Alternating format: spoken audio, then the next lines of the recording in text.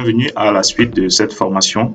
Donc, avant de continuer, nous allons marquer notre progression par rapport à ce que nous avons déjà vu. Donc, nous avons déjà vu toutes les informations à collecter pour la création du fichier comptable d'une entreprise.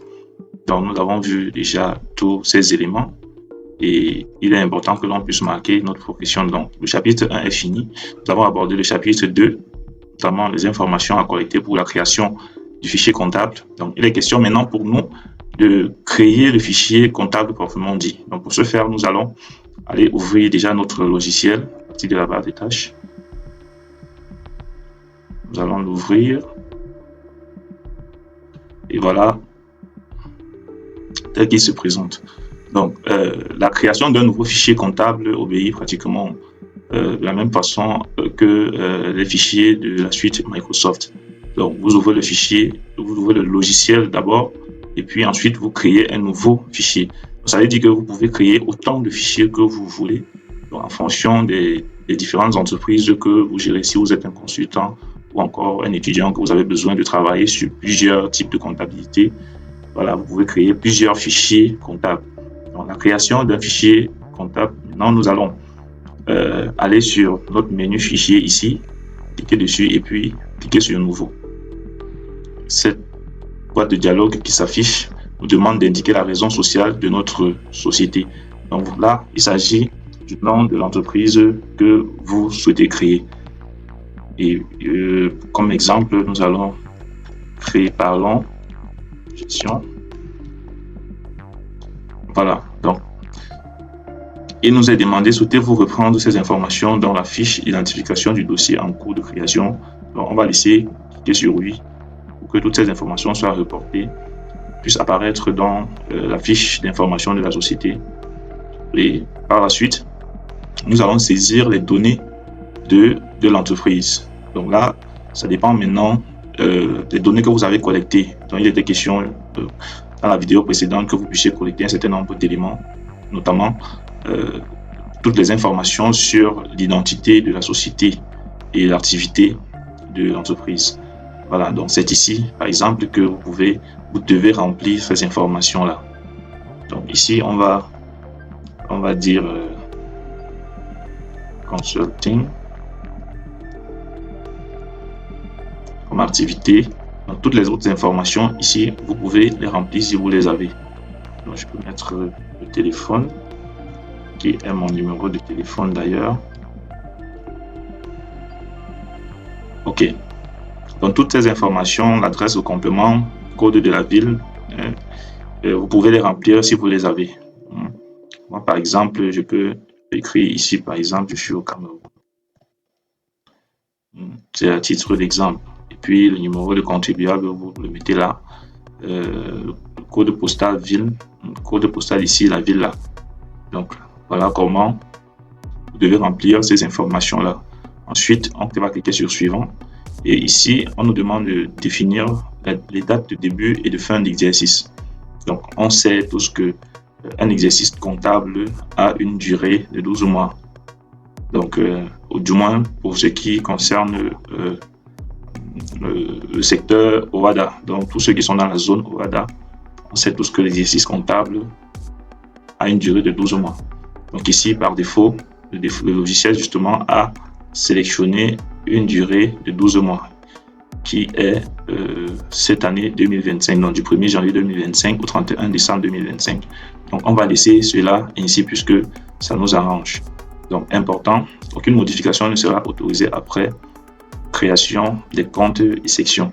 Donc on ne pourra plus revenir sur cela du moment où l'on aura déjà créé certains comptes.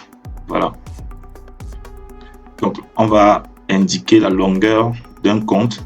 Ici, pour nous pouvons indiquer 7 caractères en fonction de la structure des comptes que vous avez.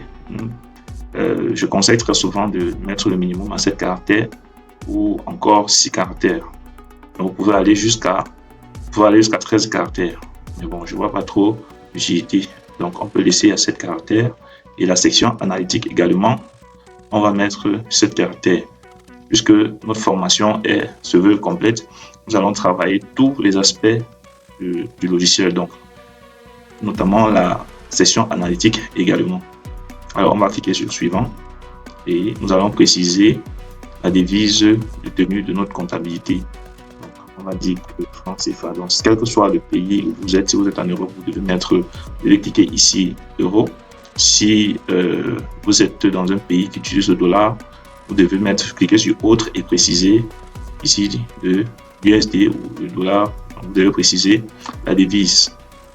Donc, nous allons cliquer par la suite sur suivant et indiquer le nombre de décimales de la monnaie. Donc, pour le franc CFA, pas de décimales. Donc, on va mettre 0, pas de décimales. Et le séparateur de milliers, on peut laisser l'espace ici. Si on n'a rien mis, ça veut dire que c'est l'espace qui sera considéré. Donc, on peut mettre le point comme on peut mettre le point virgule. Donc, en fonction, je pense que le dollar, généralement, les séparateurs de milliers, ce sont les points. Donc, pour l'euro, peut-être ce sont des virgules. Mais pour le franc CFA, bon, on va s'en tenir à un espace tout simplement. Donc, préciser les caractéristiques de votre monnaie. Donc, nous allons préciser ici le code ISO. C'est ZAF. Et le sigle, c'est CFA. Donc, on va cliquer sur suivant. Et il nous est demandé la reprise des éléments comptables. Donc, il nous est demandé si nous souhaitons créer un fichier à partir d'un modèle standard. Donc, ici, c'est très important de savoir ce que vous voulez créer exactement. Est-ce que vous voulez créer un fichier qui a déjà à partir d'un modèle standard, ou alors vous voulez créer manuellement tous les éléments qui devront apparaître dans votre comptabilité. Donc, par exemple, ici, si nous cliquons sur oui, le fichier sera prêt à l'emploi. Donc, si on clique ici, on devra considérer que tous les comptes généraux, les comptes journaux et tout devront automatiquement être devront automatiquement venir dans notre fichier. Et vraiment, c'est ce que nous ne voulons pas, parce que les comptes généraux et comptes journaux et tout qui viennent avec le logiciel ou encore qui apparaissent à la création d'un nouveau fichier ne sont pas toujours ce que votre entreprise devra utiliser. Donc, nous ne pouvons pas prendre ceci parce que nous allons créer, puisque nous créons le fichier comptable d'une nouvelle entreprise, nous allons cliquer sur nom, le paramétrage sera défini manuellement. Là, nous aurons la possibilité de définir nous-mêmes, de configurer nous-mêmes tous les éléments de structure de notre fichier comptable. Nous allons cliquer sur nom et puis nous allons cliquer sur suivant. Donc par la suite, il nous est demandé de trouver un emplacement à notre fichier. Donc on va cliquer sur le bouton parcourir pour saisir le nom de notre fichier et préciser le répertoire. Donc on va aller loger notre fichier quelque part. Donc je vais aller loger ça. Je peux loger ça directement sur cet espace dédié à cette formation. Donc on va dire que le fichier s'appelle parlons de gestion comptable. Voilà. Donc on va enregistrer. Donc comme vous pouvez le voir ici, voilà le nom que portera le fichier comptable, notre fichier comptable. Et par la suite, vu que tous les éléments ont été remplis, donc il nous est dit à l'issue du traitement, vous devez définir les éléments propres à votre société. Donc c'est le fichier simplement que nous avons créé. Donc ce sera un fichier quasiment vierge, donc il faudra remplir manuellement, comme nous l'avons précisé, tous les éléments de la comptabilité. Et nous le ferons certainement dans les prochaines vidéos. Alors, nous allons donc cliquer sur fin et comme vous le constatez, notre fichier est créé. Donc, nous avons ici Sage 100 comptabilité I7, parlons de gestion comptable, exercice 2025. Donc, par défaut, nous avons des fenêtres, ces fenêtres qui s'affichent, qui nous indiquent, qui nous donnent la possibilité de remplir certains éléments. Nous allons revenir là-dessus. Il était question pour nous dans cette vidéo de créer le fichier comptable d'une entreprise. Donc, notre fichier comptable est créé et prêt à l'utilisation. Comme vous pouvez le constater, tous les éléments sont actifs ici, tous les éléments sont actifs, donc nous pouvons effectivement mener nos travaux sur ce fichier. Donc nous pouvons aller vérifier sur le dossier où nous avons logé, le voici. Notre fichier est effectivement créé et prêt à l'emploi. Donc nous allons continuer notre formation avec le chapitre 3. Donc on va se retrouver pour la prochaine vidéo et nous parlerons de la configuration de la structure comptable de l'entreprise.